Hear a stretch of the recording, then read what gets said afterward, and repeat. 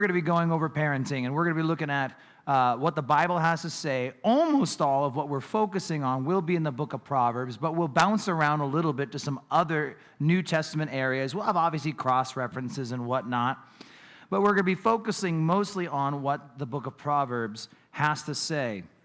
And I'm going to start with maybe a less common verse in chapter 17, and it simply says, "He who begets a scoffer does so to his sorrow, and the father of a fool has no joy." Now,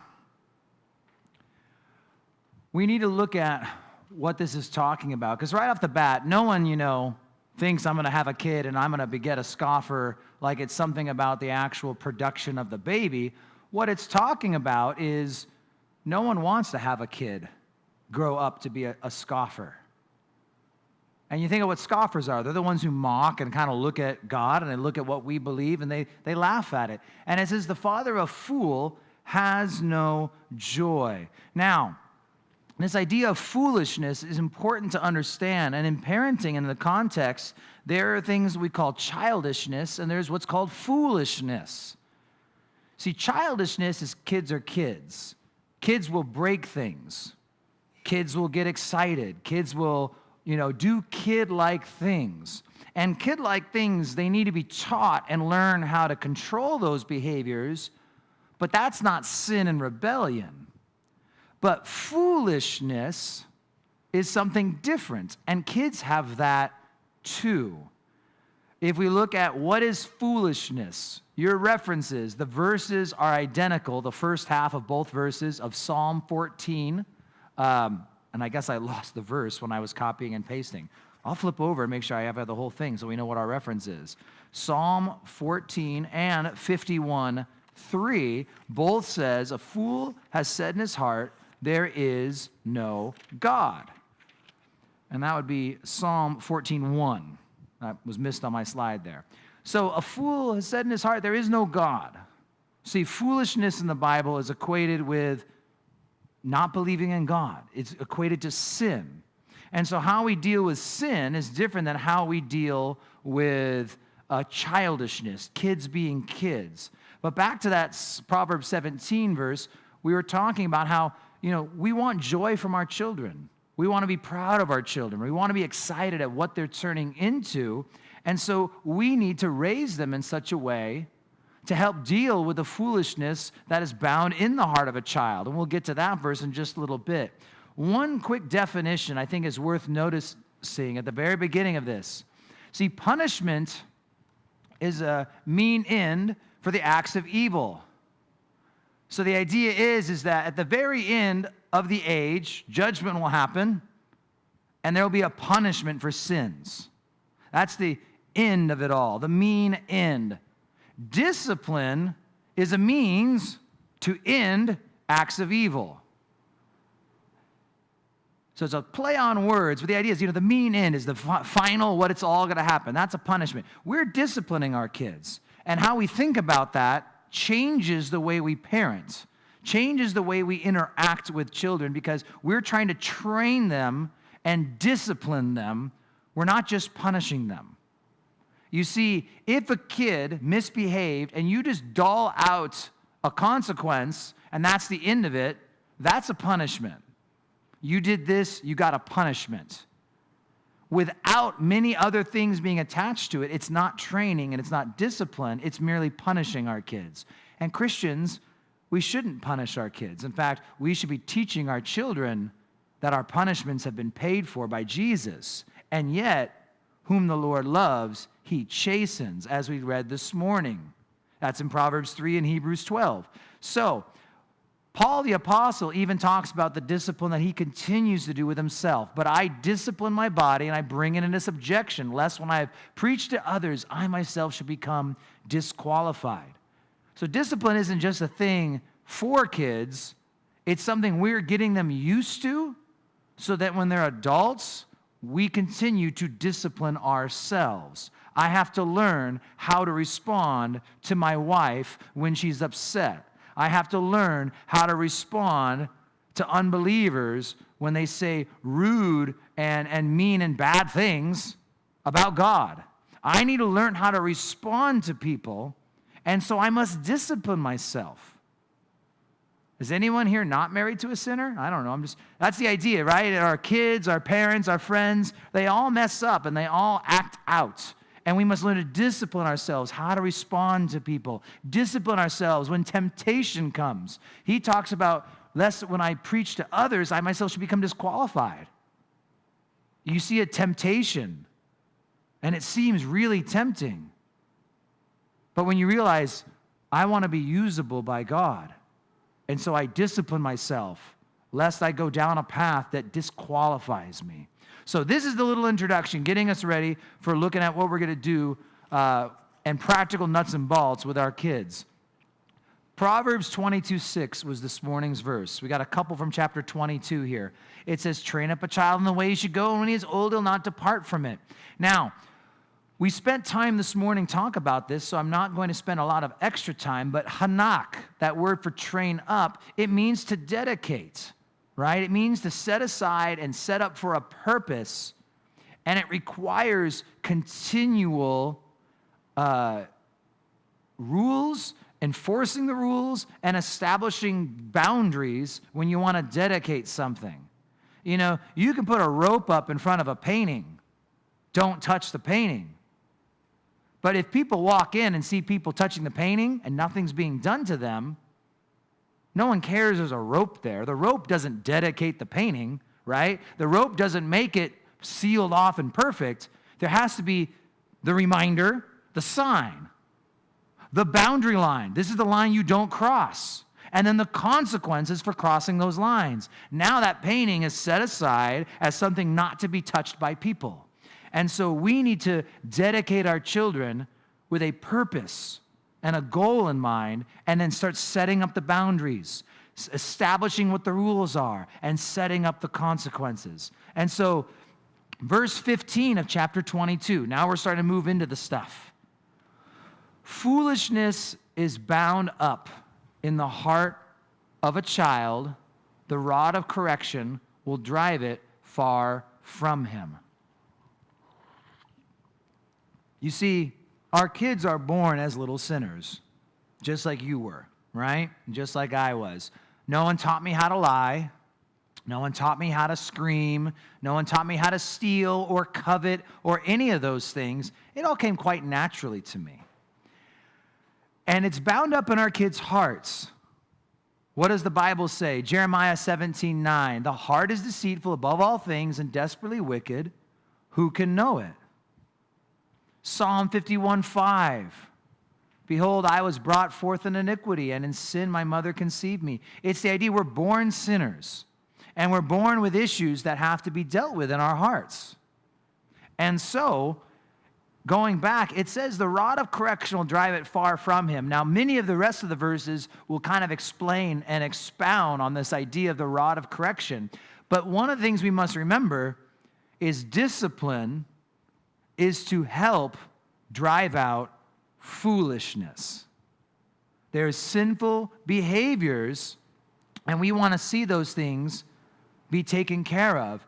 And driving out sinful behaviors is not necessarily a fun thing.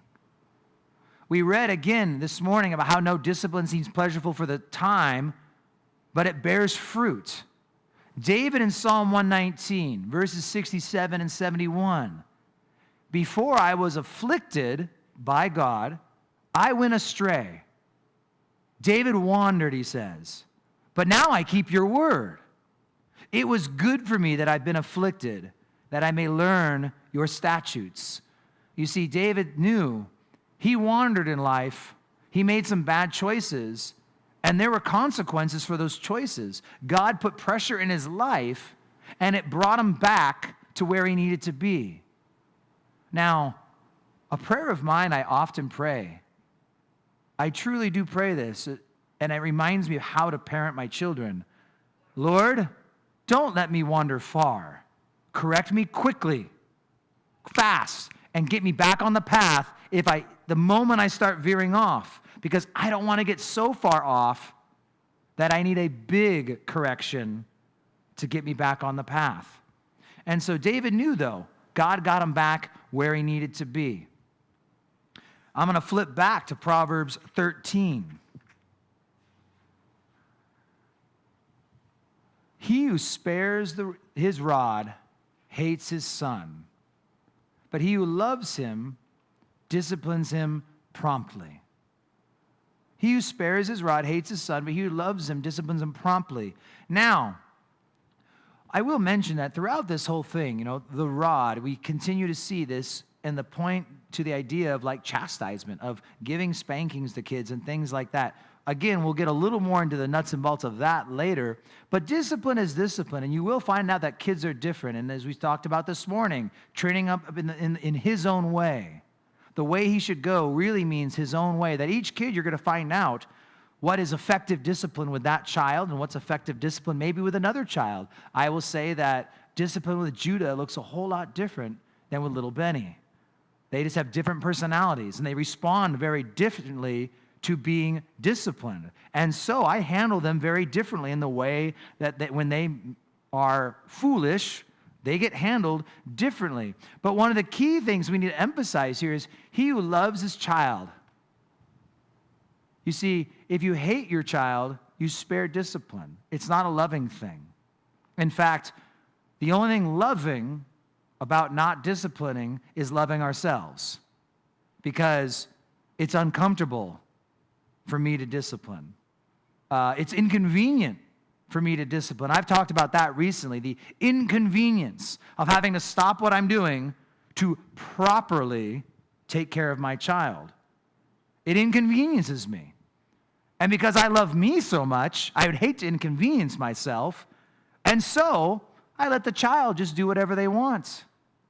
And I think that's the big key. If we love them more than us, if we love them sacrificially, I then work with that kid even when it inconveniences me, and then you do it promptly. Now that word promptly, shahar in Hebrew, it means both quickly and diligently. The word has multiple meanings, so it doesn't just mean quick, and it doesn't just mean diligently or consistently. It means both. It's something that happens in a timely manner, and it happens frequently as needed. Other places in the Bible, this word's translated, just to give us some ideas. In Psalm 63:1, I think many of us, I love this psalm. Oh God, you are my God. Early I will seek you, right? That word early is shahar. It's in the morning, at the very first moment of the day. In Proverbs 7:15, talking about wisdom and going out to find. So I came out to meet you diligently to seek your face, and I have found you. Diligently is shahar. So it's this idea that it's something that's diligent and prompt. So he who loves his child disciplines him diligently and promptly. And that'll come up again more as we continue on through the night. It's hard to build on all these because they all tie in so much together. But that's the big thing, is that by loving our children, we stay on top of them. We don't let things slide. And there'll be some Proverbs that talk about the consequences of letting things slide. Because here it is, chapter 19. And if I were you, I don't know if you have like a different color highlighter, but this would be like a great study for your Bible where you do like orange or pink or light blue or green, and just take these verses in their own color. So as you go through Proverbs in your Bible, you got all those parenting verses right there in its own special color. Proverbs 19:18 says, chasten your son while there is hope, and do not set your heart on his destruction. Would we ever set our heart on our kids' destruction? Well, it goes back to, he who spares the rod hates his son, and he who loves him disciplines him promptly. When we don't follow through with this, we're setting our heart on their destruction. I would rather have peace in my household now than my child have peace when they leave my home. I would rather have these moments right now than the many hours I could be saving of future issues. It says, chase your son while there's still hope, because there's a timeliness to this as well. Now, many of us here have kids of different ages. Many don't have kids at all. Many are out of the house, right? We've got all different age groups of parents represented or not yet parents. But a big emphasis is this, is that there's a time where the correction is super effective. In fact, I would just dare to say, the earlier you start, the more effective all of this will be. And if you start at age 3, you're already 2 years behind.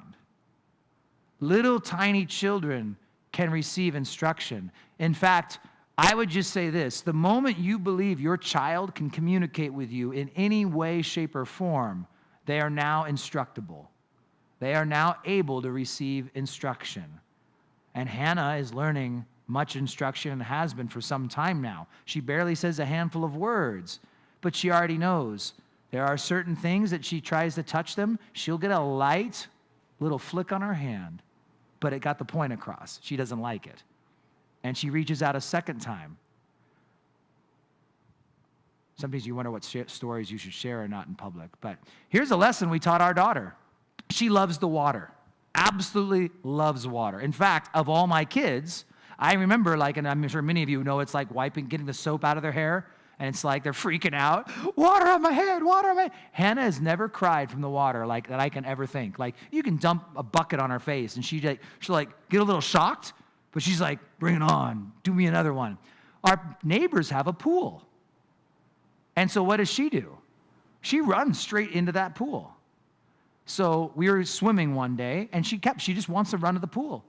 So I was like, okay, this girl needs instruction. Because if I don't instruct her, she could die someday. So I took her and I set her on the edge of the pool, and I was in the pool. And I let her walk right into that pool. And she went in, dunked under her head, and she was under the water. And I got her out of there lickety-split. But she coughed, and then I set her on the edge. You know what she did? She ran into the pool. She got under the water. I picked her up out of the water. So I set her on the edge of the side. You know what she did? She ran into the pool. About 5 times she did this, and on the 5th time, she walked up to the edge, she stops, she squatted down, it's very cute, and she gets her one little leg and just starts swinging it in the water, and she stayed right on the edge.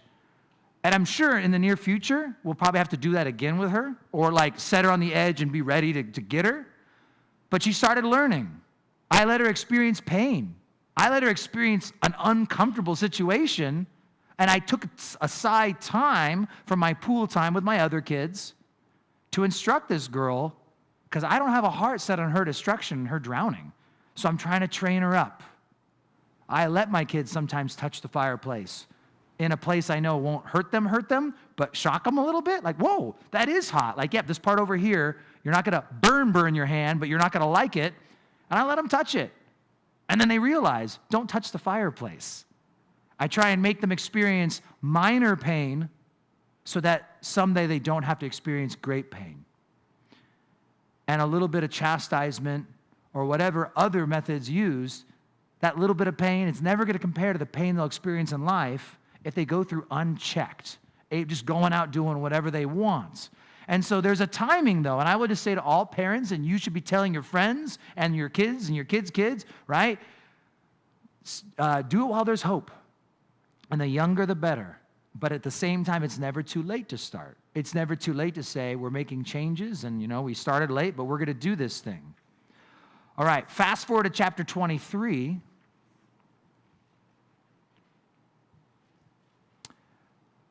Now, this is an interesting pair of verses. I like to read this one of Judah from time to time. Do not withhold correction from a child, for if you beat him with a rod, he will not die. You shall beat him with a rod and deliver his soul from hell. Now, again, we're talking old school Bible.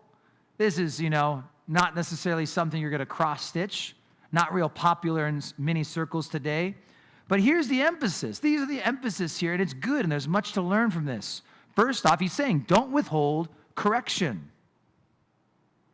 For if you beat him with a rod, he will not die. I'm thinking there is a cross-reference verse, and I didn't get it in tonight, and I'm trying to remember what it was, but there is a verse in Proverbs where it discusses, it brings up a mother trying to essentially stop the dad, worried that she's, that all her cries, and the dad's trying to discipline the child. But the idea is this. Firstly, you will not twist and warp your child with proper discipline. You won't leave lasting scars physically or emotionally with proper discipline.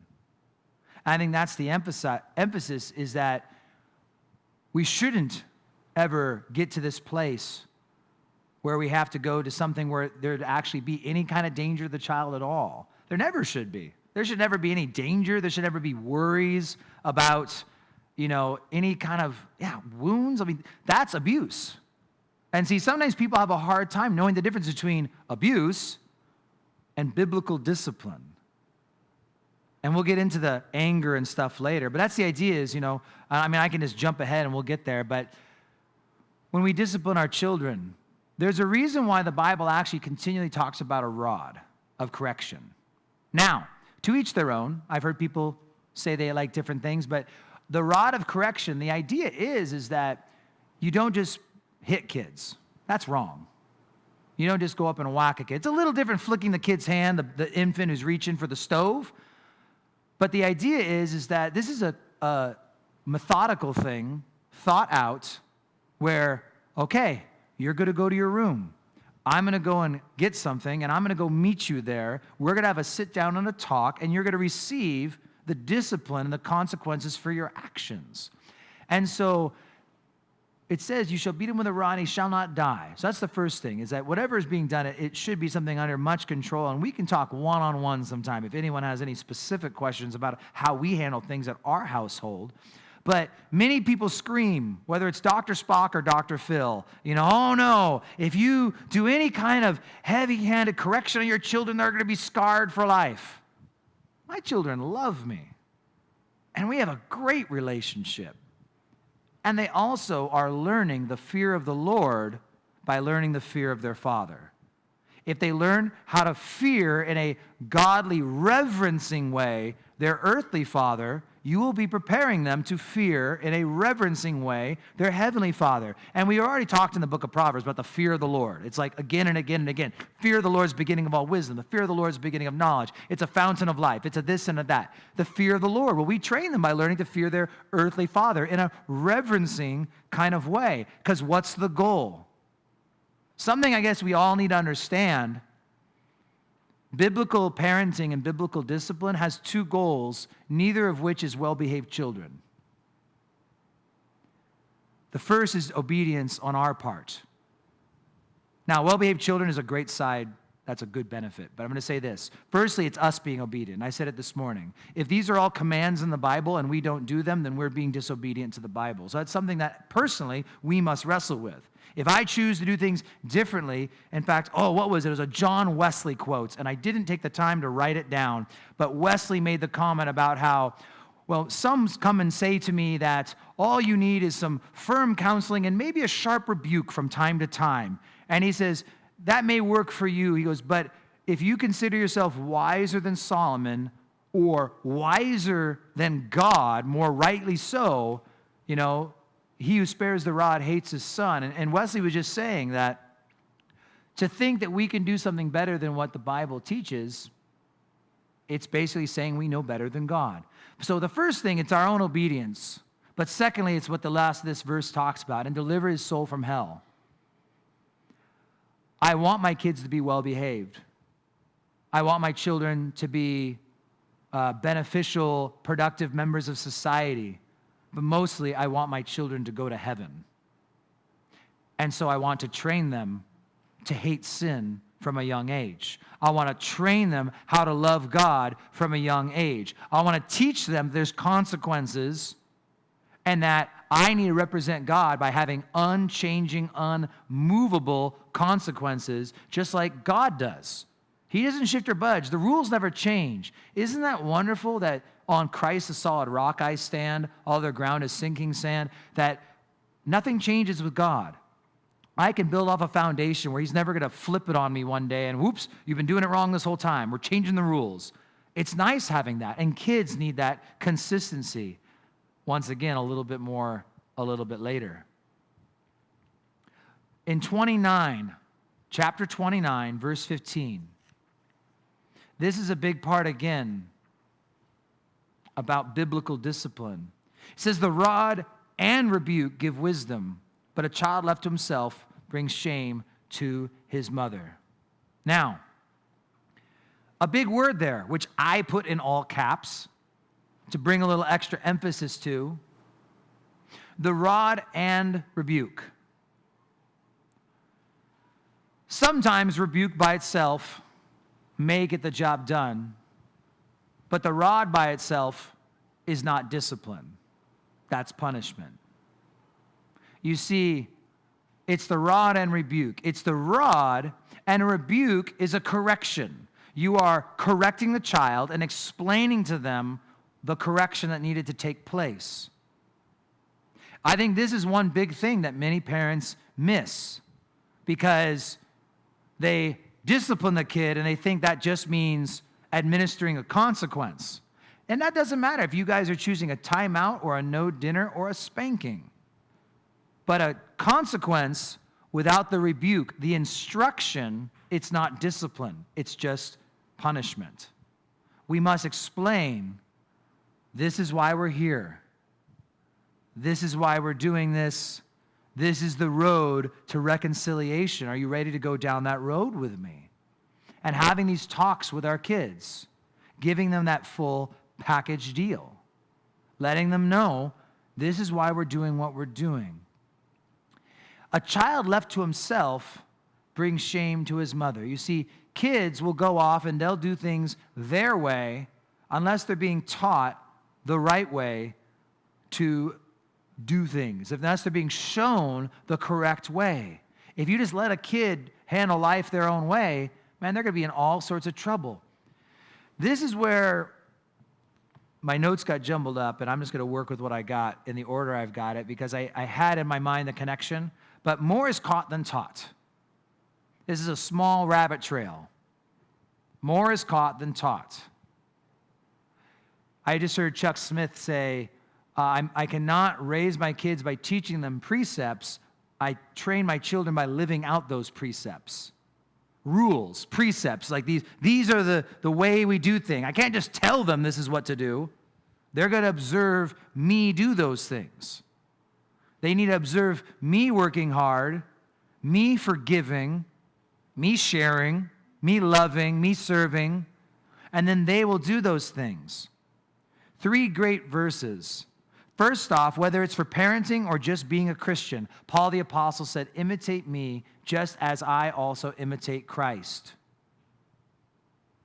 So for the moms and for the dads,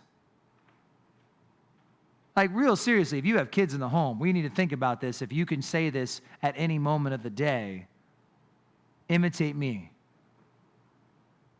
Just that first part for parents, thinking, imitate me. Kids, I want you to be just like me. Daughter, be just like me, mom. Son, be just like me, your dad. That's the goal. We have to live a life that they can imitate. Paul says, imitate me as a disciple, and for Christians, as I imitate Christ. That's something we're all called to as Christians, to live a life that's imitatable for younger, newer believers. They can see the way we're living, and they can live this way. We see the influence of godly parents in the life of Timothy. In 2 Timothy 1, Paul writes to young Timothy, when I call to remembrance the genuine faith that is in you, which first dwelt in your grandmother Lois and your mother Eunice, and I am persuaded in you also. Timothy was the result of a godly mother and a godly grandmother, which once again, these nights where we go over something like parenting, it's not just for the people who have kids in the home, right? It's for those who will one day have kids, but it's also those who've already passed on the torch and their kids are now parenting. But you'll see a godly grandmother has an effect on a family. Later in 2 Timothy, in chapter 3, verses 14 and 15, he says, "But you must continue in the things which you have learned and have been assured of, knowing from whom you have learned them, and that from the childhood you have known the Holy Scriptures, which are able to make you wise for salvation through faith which is in Christ Jesus." This is an interesting verse because it implies in that last section that the Bible alone is able to make you wise unto salvation. Not a bunch of apologetics and arguments, not even the evangelism training we're doing, but simply someone taking in the Word of God, that in due time the Word of God would have a supernatural effect on their children, on a person. Is anyone in here unable to read the Word of God aloud to a child? I don't know how many great godly men, many of the greats, when I talk about people like Spurgeon and John Wesley and even Chuck Smith, I'm thinking these three, I know the stories, where they all have a story of how their mother used to read the Bible to them in the crib. These are infants in the crib. And they said our mothers would just sit there and just read the Bible to us. Just read it aloud. And so Paul says to Timothy, hey, remember where you learned this stuff from, that from childhood you have known the Holy Scriptures. So not only are we making our lives imitating, but we're having this influence, our influence in these children's lives. When they're left to themselves, they're going to be off doing who knows what. I will emphasize this for all of us. Maybe this is where I was coming from with the child being left to himself, brings shame to his mother, and it's mother and father. That's just one of those things in Proverbs where sometimes they say father, sometimes they say mother. But is that I believe as Christians, it is my personal belief that we are all called to make time to be with our kids as much as possible. And that might mean working less. That might mean doing school differently than what the norm is. And everyone's got different places, different resources, and everything else. But I would think that we all would make it a priority in our lives to be there for our children more than what we see in the world. Many homeschool. That's great. I heard Vodi Bakum comment, though, about how there's a huge absence of fathers in the homeschooling movement. We say we're going to bring our kids home to homeschool, but that doesn't mean their kids are going to see dad. How's dad going to be with the kids more? These are all things, just us being around that the kids can learn and see and catch, because more is caught than taught. Our last proverb, we've got a jump to the New Testament as well. 29:17. Correct your son, and he will give you rest. Yes, he will give delight to your soul. This is the last parenting proverb in order as you move through Proverbs, and it's a beautiful promise. When we correct our children, when we train our children, they actually will give us some rest. Well-trained kids can do a few chores. Well-trained kids can be trusted to make decisions, and that gives us a kind of rest you can't pay for, right? That's the kind of rest where you know, I've got a kid with a good head on his shoulders, and he'll give you delight to your soul. It's been interesting growing up in the church, and I mean this actually in my own faith, not as my whole life per se. I grew up going to church, but getting saved, attending a church, and watching kids. And I remember meeting kids who were 12 and 14. And to this day, I still think I would trust these kids more than people in their mid-20s that I know. And I'm just saying, and I'm not saying, all you mid-20s people, you guys are doing great. But other mid-20s people. But these kids are like, you're 12? Yep. And you do this, this, this, and this, and you go and do that, and you do this, and you know how to this. And they're like, yeah. Wow. That's crazy. These kids are so well trained, and they have their hearts transformed. And many of them, even by early teens and young ages, have already accepted Jesus, and their parents can testify. Training got us this far, but the Holy Spirit did a whole lot more when they truly actually received Jesus as their Lord and Savior. And they had the Holy Spirit come inside. So now it's no longer mom and dad's conviction, but they got the Holy Spirit convicting them as well. So it's a super important thing to spend this time investing. I just saw Daniel walk in. There he is. Hey, Daniel. So Daniel, I just thought it'd be good for a story. I like Daniel stories. You see, Daniel helps me work. We did some rehabs on some bathrooms. We were remodeling bathroom stuff. And I'll tell you what, it took effort to teach him how to tile a shower. And it slowed me down. If I had been tiling by myself, or if I had just made him my gopher, right? But the fact is, after all that time, he did a lot of the work at my own house. He actually came over to my house. We tiled the downstairs shower. But now he knows how to do that. It takes me time to train Judah how to do the dishes correctly. But it's really funny, too, because some of you have heard this before, but you can tell when you have someone come over to watch the kids, because my kids are little sinners. They have foolishness bound up in their hearts. And so they always try and manipulate the babysitter to help them put away the dishes. And we get home, and we find dishes in the wrong spots. And we're like, you had what's-his-face or what's-her-face help you, didn't you? No. I go, there's dishes in the wrong spots. You know exactly where every dish goes. They don't. Maybe. So it's like they always get help. And you can tell, because I've trained these kids. They know where every dish goes. And other people, you put it where it seems logical. And so it's, again, they give you rest and a peace. When you take the time to invest, it's well worth it.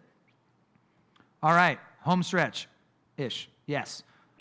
Ephesians 6. You might want to just flip there. It's a good highlightable section. I put it up on the screen, though. But in Ephesians 6, before getting to the armor of God, and after chapter 5, where it goes through marriage, 22 to 33, maybe while people are flipping, I'll just say this. You want to work on 22 to 33 if you want to see success in 1 to 4. A strong marriage comes before strong parenting because kids need parents. And there are many single parents doing the best they can, but all of them can testify because I was a single dad for a good amount of time. It's not easy by yourself. And when you have a strong marriage, it will strengthen the effectiveness you have with your children. And so 22 to 33 of chapter 5, that's marriage. In chapter 6, verse 1, it says, "Children, obey your parents in the Lord, for this is right." Now, whose job is it to teach your 3-year-old to not sin? It's your job. Holy Spirit definitely helps. But we train our children. Children disobeying their parents is sin, because the Bible here says children have to obey their parents. It's my responsibility to make sure my kids don't sin and disobey me. That's sin when they disobey me. It says in verse 2, "Honor your father and mother, which is the first commandment with a promise, that it may be well with you and you may live long on the earth." In the 10 Commandments, the honoring your parents, Exodus 20, it came with a promise that it may be well with you. So it's our job to train up our children. And verse 4, we could spend a lot of time unpacking verse 4 because each word has deep meaning and actually can go down a big rabbit trail of aspects of parenting. I would highly encourage, if anything tonight's clicked you and hey, this is good stuff. Just recently, I shared a Vodi Bakum message about biblical parenting or in the household, or I forget what it was called. I can find it for if you want, but I love that guy on this text and his views on parenting, and he would take you down even more information and great stuff.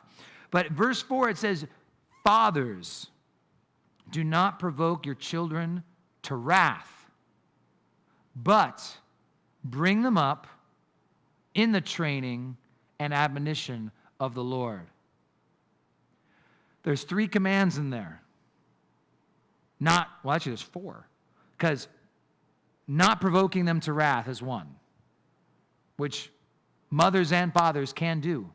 You can cause your children to sin by ineffectively parenting them, not being a parent to them.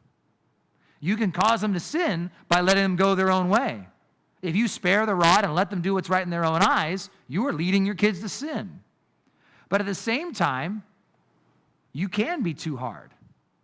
And you can lead to resentment. You can lead to other things that will drive them away rather than drive them towards the Lord and towards the truth. Bringing them up is actually a thing by itself. It's bringing them to fruition. It's like a plant. You're raising it up to what's ready to be full, to bloom and to blossom. And then there's the training and admonition of the Lord. Now, as far as the not provoking your kids, Colossians 3:21 is a great cross-reference you should probably have written in your Bible, right there next to verse 4, Colossians 3:21. Fathers, do not provoke your children. Why? Well, lest they become discouraged. That's the reason we don't do it. You see, you can provoke your children, one, to wrath, Ephesians 6:4, or you can provoke them to where they become discouraged. You think you need to make them tough or be hard on them, and we do to an extent. At the same time, you can go too far, where you actually break the child, where you make them discouraged rather than encouraged. So how do we avoid this? How do we avoid provoking our children rather than disciplining our children? And I'd say the two things we have to do is, one, we must not be in sin. So it means we can't be angry when we discipline our children. We cannot discipline in anger. We cannot discipline in anger, and we need to be full of the Holy Spirit. Here's some thoughts. We've been putting this verse up like every single week because it just seems to always apply. And maybe one person who's here every week just needs to see it again and again. So then, my beloved brethren, let every man be swift to hear, be listeners, slow to speak, watching our tongue, and slow to wrath, for the wrath of man does not produce the righteousness of God. And what exactly are we doing when we train our kids? We're trying to produce the righteousness of God in our children. And if any of our discipline, our consequences come out as our wrath, we're not going to produce the righteousness of God. We're going to fail at the whole thing we're trying to do. So we need to calm ourselves. They go to their room. They go wherever. You go, I'll be there in 1 second. And you say, all right, Lord, I'm going to come in and I'm going to discipline this kid. But I need the fruit of the Spirit, Galatians 5:22 and 23. Lord, I need love, joy, peace, long-suffering, kindness, goodness, faithfulness, gentleness, and self-control. Like, I need these things. So, Lord, fill me with these things before I go in there, because I cannot act out of wrath. I cannot act out of anger, because it's going to upset my kids. And they're just going to see an angry person not loving correction. Who do we represent to our children? God. That's our job. Is God angry at you and mad at you and wanting to just lay the hammer on you because he wants to give you what you deserve? Does that sound like anything in the Bible? Or is it God is gracious and long-suffering? He provides a way. He provides a means. At the same time, he does chasten those whom he loves. He does correct his children, but it's in love with the goal of restoring us back to the path. And so we must not discipline in anger. We must do it out of love with the desire to correct our children. One thing that helps with not disciplining in anger, we already read this verse, but Proverbs 13:24b, but he who loves him disciplines him promptly. Now, we talked about two sides. I'm going to get to consistent here in just a second, but also remember the quickly. You see, if you ask your kid to clean their room, and you come back, and they haven't started cleaning their room, did they obey you? Someone shake a head. There we go. I'm getting some nods here. There we go. They didn't obey you. So did they just sin? Yeah, they disobeyed their parents. So what do? Deal with that right there and then. They didn't yell at you. They didn't throw their toy. But no, they disobeyed you, and you teach them, well, you disobeyed me. I learned from Vodi Bakum, and I've used it in our own household. Like, when you count, you train your kids to sin. That might sound heavy, but think about it now. I'm going to count to 10. You can sin and disobey me till 1.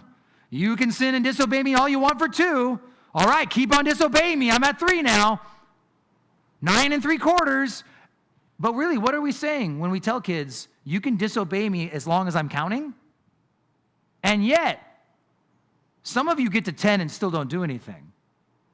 Or someone listen to this. I'm just saying, like, other people, the kids know if they get to 10, I'm done for. So what does the kid know? Dad isn't serious until he hits 10. Then he really means business. Why not just say, when I tell you to do something, I mean business the first time? I don't need to count. You just know I mean business. When I talk to you, I'm always meaning business, son. I don't mess around unless I'm messing around. And you know what? I'm messing around. You know what? I'm joking. Here's the problem is that when we cut our kids slack, does it not irritate you when they don't listen? I mean, it irritates me if they don't listen. But I let it slide. And I do let it slide sometimes. And I shouldn't. But I let it slide. But then something else happens, I let it slide. And something else happens, and I let it slide. Now my kids are acting crazy, and I've let it slide. Why? Well, I've got to get the bulletin ready. I've got to upload those sermons. I'm working, and I don't want to stop what I'm doing to discipline my children, so I keep letting things slide. But all of a sudden now I'm seeing the house is trashed, and the kids are going crazy, and now I'm tempted to discipline in anger.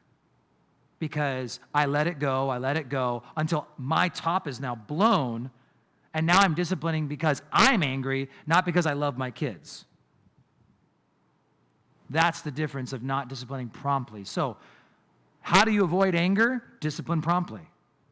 It's really easy. And just, son, I need you to go do this. And you know, it doesn't take long for kids to learn the new routine. I'll let you guys know that too. You may have never have done this with your kids. I don't care if they're 2, if they're 5, or if they're 15. When they just start realizing, wow, they said it once, and then all of a sudden, it was over. Like, you know, I don't know how many times Kyle has broken toys of his kids. I always hear the stories, the horror stories of action figures being destroyed with a hammer. How'd you get that gash in your arm? Well, it was a plastic shard hit me when I was destroying my kid's toy for not listening. Now, not all of us have money for toys like the Gillises, but no, I'm joking. But the idea is like their kids learned all of a sudden, whoa, Dad really meant it. Now, hopefully, that has to happen like once, maybe twice. And then the kids realize, wow. It's not out of anger. No, he does it. He does it with a big smile on his face. Crack, smile. Okay, anyway, so now consistency. Do you want to know how to really upset a kid? Is when you're inconsistent with them. And remember that word for promptly, it means quick and consistent or diligently. If we're inconsistent with our children, now they have no idea what to believe in. Is today the day that Dad disciplines me the first time, or is today the day he's going to count to 10? Is today the day that Dad's going to do this, or is the day that Mom's going to do that? We just don't know. Here's some things about consistency. First off, how you deal with things now and later. I mean, just this time versus that time. Just from event to event. Is everything you do each time, day 1, day 10, can you just hold the line and be consistent? Another important thing kids need to know that mom and dad are consistent. This requires communication between couples. But the kids need to know that the rules apply for mom and the rules apply for dad. I've quoted Vodi a couple times because, again, like when it comes to parenting, I love that pastor, Vodi Bakum.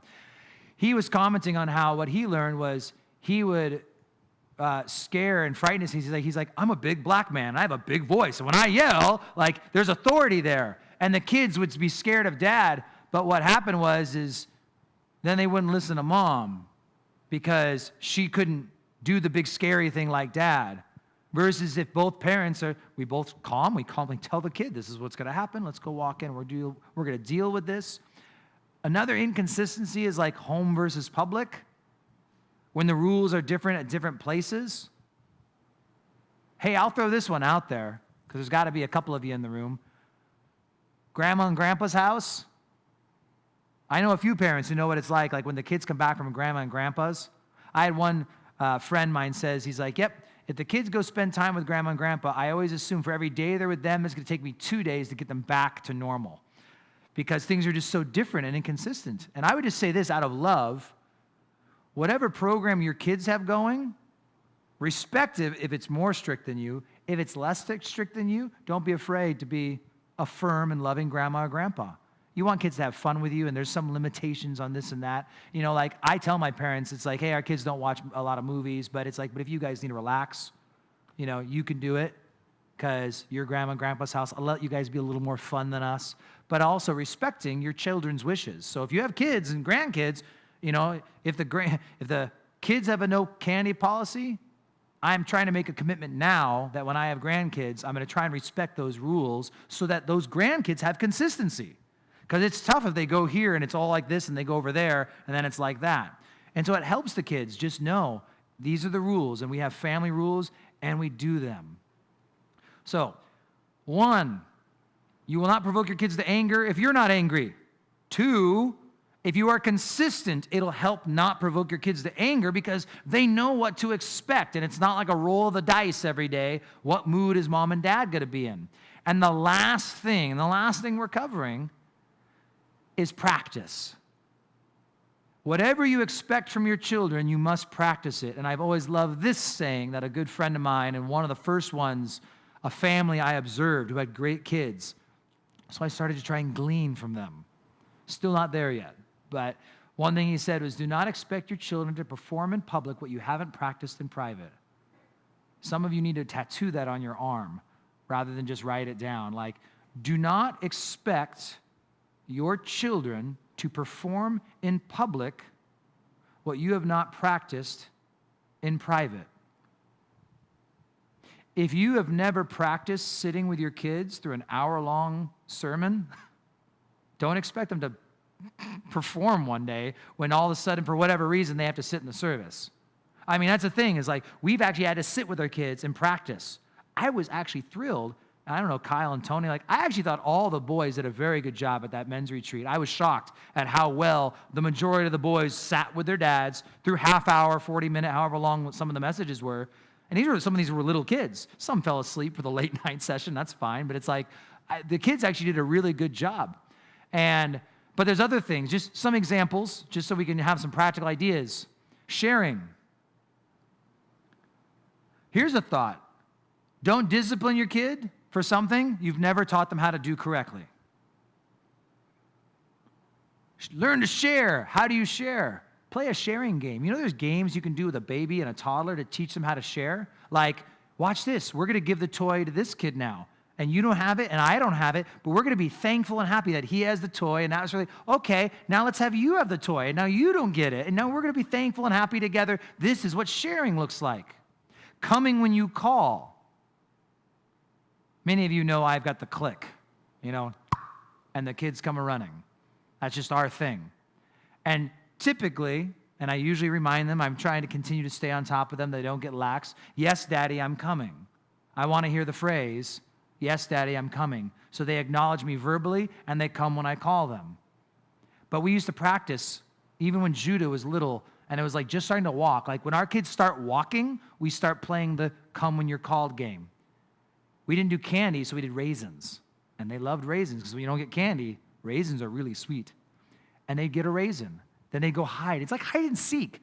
Go off. Like, Daddy's going to run off. I'm like, all right, hey, Jubilee. Yes, Daddy, I'm coming. And then, and they might not be even verbal yet, and you can teach them how to come when they're called. Greeting.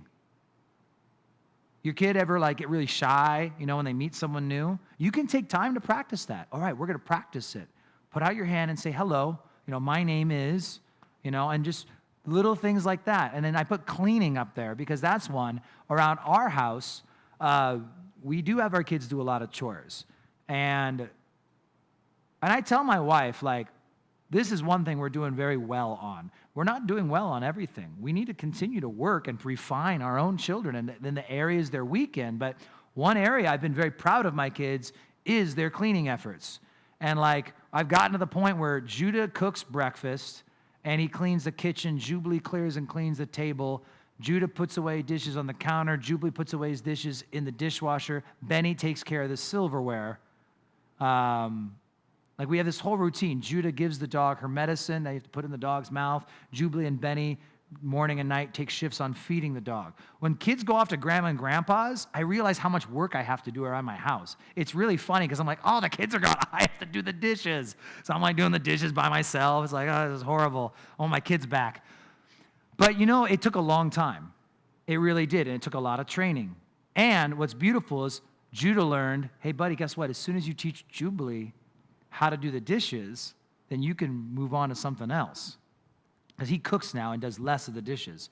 And we try and all right, Jubilee, you need to teach Benny how to put away the silverware. That way you can move up the chain to the next level of cleaning. And so we practice things with our kids. We have to do it again and again and again. And the last thing I just want to read together is from Deuteronomy 6. Because everything we do with our kids must be practiced, but most of all, it needs to be God and God's word. And I think this truly summarizes much of what we've talked about today as a total. It says, this is the Shema. Many Orthodox Jews will quote this prayer or this scripture every single day. Many of you who've been to Israel with me, or you know the traditions, the mezuzah, the little boxes they've got on the doors, those have this text inside of them. Deuteronomy 6:4 says, "Hear, O Israel, the Lord our God, the Lord is one. You shall love the Lord your God with all of your heart, with all of your soul, and with all of your strength. And these words which I command you today shall be in your heart. You shall teach them diligently to your children." We'll come back to that. "You shall talk of them when you sit in your house, when you walk by the way, when you lie down, and when you rise up. You shall bind them on your hand. They shall be as frontlets between your eyes. You shall write them on your doorposts of your house and on your gates." The idea was, some of this they took very literally. That's why on the doorposts you now have mezuzahs, and you have the phylacteries, the little leather-strapped boxes on their hands and foreheads. God is saying we need to teach our kids to love him and obey his commandments. And that'll only happen when we diligently teach them and train them. And some of those commandments we must teach them is to obey their parents. That's a commandment. And we're commanded to train them. They're commanded to obey that. But it's our job to enforce it and teach them how. But as we continue to show our children, imitate me, we need to show them how to love the Lord our God with all of our heart, soul, mind, and strength, as Jesus says. We want these words to be in our hearts so that one day it'll be in their hearts. As we continue to go over these words again and again and again, they'll be hidden in our children's hearts. Psalm 119, verse 9, "What can cleanse a young man's ways? By taking heed according to your word." There we go. I'm on the right page now. With my whole heart I have sought you. Oh, let me not wander from your commandments. Your word I have hidden in my heart, that I might not sin against you. He just goes on, David, this hiding the word in the heart. And how does it happen? Well, I'll finish at the beginning of 7, but it happens because the kids hear us talking about God, about his ways in our lives. We talk about it when we rise up. We talk about it when we lay down. We talk about it as we go along our way. Our hands, the things our hands do, God's word and his commands in our life, it's bound to our hands. "It shall be as frontlets between your eyes." The idea is that it's what we look at. It's actually the word in the Septuagint, in the Greek Old Testament, it talks about like the blinders on a horse, right? Those little things that kind of go off to the sides, and it makes the horse focus to go straight and go in the right direction. That's what it's describing. God's word and his commands, they help us to stick to the path. And it should be on your doorposts and on your gates. The idea is you come into your house, as you leave your house, it's all about God and his word. But that word, teach them diligently, shanan. And we've taught this before, so some of us should remember. It's the word everywhere else in the Old Testament is used to sharpen a blade. It is the word, it's either sharpen or in the Old King James to whet. As in you have a whetstone and you take the big blade and you sit there just drawing it back and forth across a stone. Now, I have used modern sharpening tools to sharpen blades, and that's tedious. I'm now trying to remember or imagine what it would be like sharpening a sword with a rock. What it would be like to make a samurai sword and to sharpen that thing to those amazing levels of sharpness they used to do. It's just a stroke and back, and then forth, and then back, and then forth. The word teach them diligently is a different word than teach everywhere else. It's this word of a continual sharpening of a stone or sharpening of a blade, back and forth, again and again, repetition, consistency. And that's what we need to do with our kids, is taking all these principles, all these things, and get consistent with them. If you're not doing a lot of these in your house, or you haven't started yet because you don't have kids, pick like one thing. Pick like one thing you want to work on with your kids and start mastering that one. A great one is the come when you call. Like, start there. First time obedience. When I say something, I mean it, and you start watching them get better at it. I remember Haley, there was a season when she was like 5, and she pouted all the time. And I finally just told her, it's like, you know what? I'm going to discipline you every time you pout. And within like 2 weeks, she quit pouting. She never pouted after that. Why? I gave her 0 chances. I told her, it's like, no pouting. Now, I let her be sad. Emotions are okay. But pouting is, that's a sinful thing where it's like, yeah, and I got on her case. But you identify what you need to work on, and you just begin that process and the repetition again and again and again. I'll close with this verse just as for us to chew on. I have no greater joy than to hear my children walk in truth. What great joy it is as we train up our children, our children's children. A children's children is an inheritance to a man, Proverbs says. To see that our family's walking in truth, to dedicate our children unto the Lord and raise them up in their own way, to get them on that path so they don't depart from it, is not something that will happen if we leave them to their own way. It's something we must diligently and purposefully do actively in their lives, and it ain't easy.